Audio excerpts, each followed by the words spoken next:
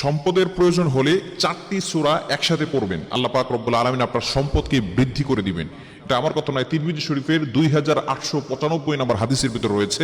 আনাস ইবনে মালিক রাদিয়াল্লাহু তাআলা আনহু থেকে বর্ণিত, নবীজি সাল্লাল্লাহু আলাইহি ওয়াসাল্লামের কাছে একবার এক ব্যক্তি এসেছে। নবী সাল্লাল্লাহু আলাইহি ওয়াসাল্লাম বলেছেন, তুমি কি বিয়ে করেছো? হাল তাজাওয়াজতা ফুলান? নবী সাল্লাল্লাহু আলাইহি ওয়াসাল্লাম জিজ্ঞেস করেছেন, অমুক কি তুমি কি বিয়ে করেছো? তখন সে বলতেছে, ইয়া রাসূলুল্লাহ, আমি বিয়ে করি নাই, আমার কাছে সম্পদ নাই। তখন নবীজি সাল্লাল্লাহু আলাইহি ওয়াসাল্লাম এই 4টি সূরার কথা বলেছেন। তুমি কি এই সূরাগুলো জানো না? তুমি এই সূরাগুলোর আমল করো। বিশেষ করে সূরা ইখলাস, 1 নম্বরে সূরা ইখলাস। ইখলাস হচ্ছে একেবারে ছোট্ট একটি সূরা, তবে এই সূরার ভিতরে অনেক ফজিলত রয়েছে।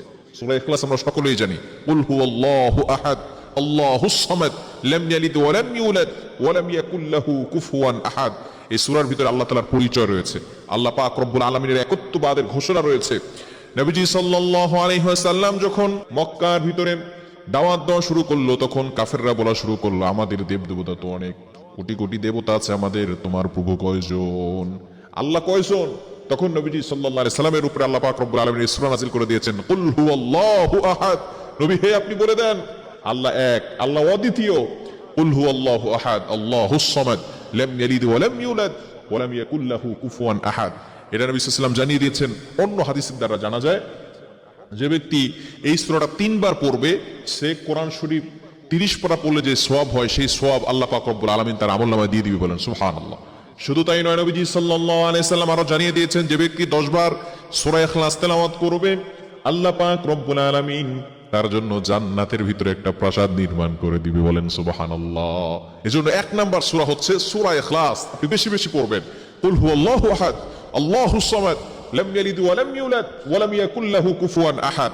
বিশেষ করে এখন থেকে আপনি প্ল্যান করবেন, পরিকল্পনা করবেন, আমি সূরা ইখলাস প্রতিদিন বিশেষ করে 100 বার করে তেলাওয়াত করার চেষ্টা করব, পারবো না ইনশাআল্লাহ। এটা হচ্ছে কোরআনের 3 ভাগের 1 ভাগ, অর্থাৎ একবার সূরা ইখলাস পড়লে 10 পারা কোরআন পড়লে যে সওয়াব হয়, সেই সওয়াব আল্লাহ পাক রব্বুল আলামিন তার আমলনামায় দিয়ে দেন। এজন্য 1 নম্বর হচ্ছে সূরা ইখলাস। নাম্বার 2, দ্বিতীয় নম্বর হচ্ছে সূরা নাসর। ইদা জাআ নাসরুল্লাহি ওয়াল ফাত ওয়া রাআইতান নাসা ইয়াদখুলুনা ফি দীনিল্লাহি আফওয়াজা ফাসাব্বিহ বিহামদি রাব্বিকা ওয়াস্তাগফির ইন্নাহু কানা তাওয়াবা। এটা হচ্ছে কোরআনের 4 ভাগের 1 ভাগ।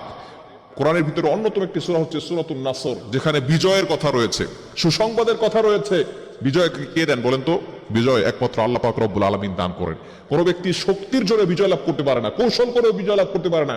বিজয় একমাত্র আল্লাহ পাক রব্বুল আলামিনই দিয়ে থাকেন। এজন্য অবশ্যই বিজয়ের ক্ষেত্রে আপনি সূরাতুন নাসর বেশি বেশি তেলাওয়াত করবেন।